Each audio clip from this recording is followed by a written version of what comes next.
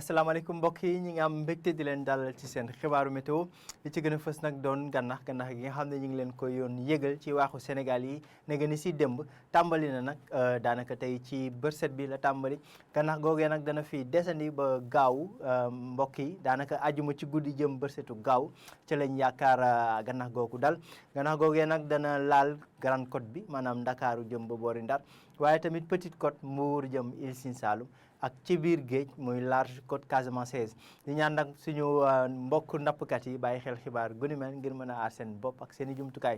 li des ci xibaar yi nag jëmale ko ci jaww ji dinañ gis seen asamaan si dana wëy di leer ci yenn gox yu bëri ci réew mi dana am tuuti niir nag yoo xam ne dana doxantu ci bëj Saalum jàpp boori bëj gànnaar réew mi bu ñu xoolee ci guddi tey gi lay jëm nag ba ëllëg ci suba dinañ gisaat suñu asamaan si dana leer bu baax tuuti niir rek la ñuy séntu ci yenn gox réew mi waaye li ci gën a fës nag mooy seddaay bi température yi dana xaw a yéeg tuuti ci guddik teegile waaye teewul danañ wéy di nemmeeku seddaay ci yenn gox yi rawatina boori Casamance maanaam boori Ziguinchor Sédhiou ak Kolda fukki degré ak juróom-ñett jàpp fukki degré ak juróom-ñeent lañ fay séntu ci guddik teegile waaye tamit ca Mbour jàpp boori Louga ak Saint-Louis fukki degré ak juróom-ñett lañ fay séntu bu fi weesoo gox yooyu le daanaka température dana xaw a yéeg tuuti ñaar fukki degré jëm ba ñaar fukki degré ak benn li ko dalee Ndakaaru jàpp Thiès waaye tamit diggu réew mi jëm ba boori penku température yi mi ngi gën a kawee nag ca boori Kédougou ñu ngi fay séntu ñaar fukki degré ak ñeent ci guddi tey gi le ëllëg mbokk yi ci alxames yi asamaan si dana wéy di leer jant bi moo fi gën a fës température yi nag dana kawe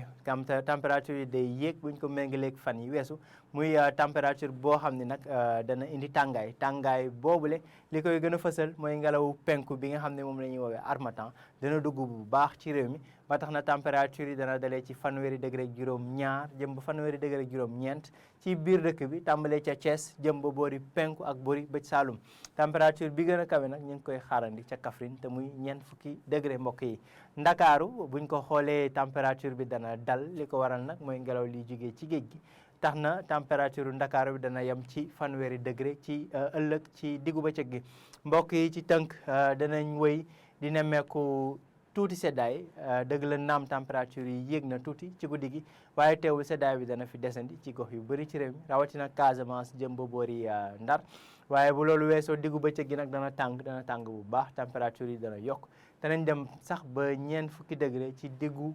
Saalum mbokk yi li ma doon xibaar yi ñu jeexalee ko rek fàttali leen gannax gi nga xam ne moo nekk ci kotuk Sénégal bi gannax gi dana kawe dana weesu 2 mètre ak genn wàll mi ngi tàmbali na tey ci bërset la tàmbali waaye dana fi dese ni nag ba àjjuma ci guddi jëm bërsetu gaaw li ma doon xibaar yi mbokk yi jox leen dig daje ëllëg ci yeneen xibaar météo jërë ngeen jëf